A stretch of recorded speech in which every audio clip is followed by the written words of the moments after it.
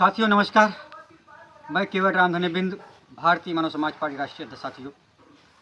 साथियों आप लोग के बीच में कुछ अहम मुद्दों पे मैं बात करना चाहता हूँ। देश की आज़ादी को साथियों 78 वर्ष बीत चुके हैं, लेकिन आज भी एक अति पिछड़ा समाज, तो हम सब या इससे बड़े नेता जो हुए हैं ओबीसी में, सब ओबीसी की तो बात करते हैं।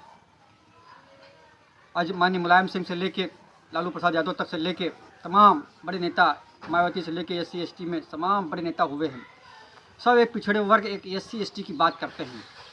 लेकिन मैं आप लोग से यह पूछना चाहता हूँ, क्या समूचे ओबीसी में जितनी ओबीसी जातियाँ हैं, सभी ओबीसी को उसकी जनसंख्या के अनुपात में उसको हिस्सेदारी मिली है, या फिर SC ST के ने जो आरक्षण मिला समूचे SC ST को उनके हिस्सेदारी भागीदारी मिली हुई है?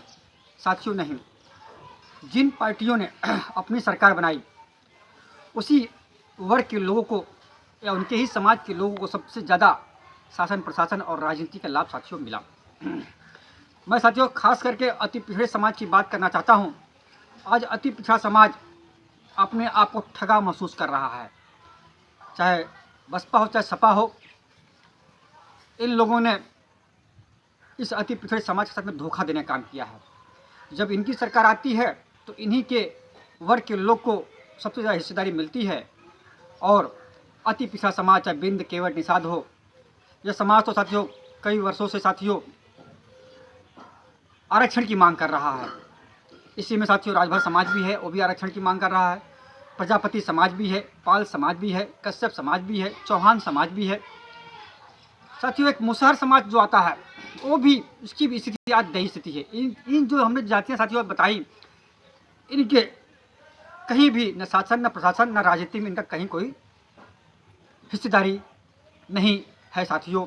इसलिए भारतीय मानव समाज पार्टी ने यह निर्णय लिया है कि जब तक अति पिछड़े समाज को उसकी भागीदारी नहीं मिल जाती तब तक साथियों लड़ाई जारी रहेगी। साथियों मैं और सुप्रीम कोर्ट का धन्यवाद देना चाहता हूं कि जो आरक्षण में वर्गीकरण का मामला उन्होंने प्रस्तुत किया है वो सही है।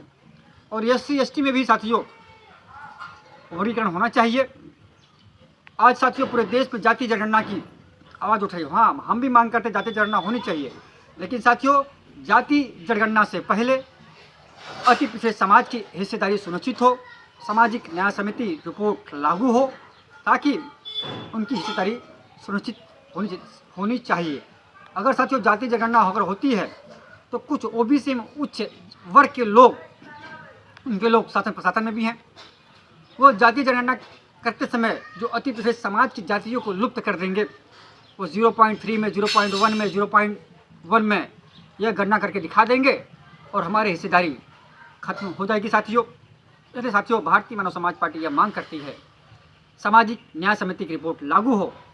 और मैं सभी अति पिछड़े समाज, बिंद, केवट, निषाद, प्रजापति, नाई, लोहार, पाल, गडरिया, राजभर, चौहान समाज से आह्वान करना चाहता हूँ, आइए भारतीय मानव समाज पार्टी के साथ में जुड़ा जाए।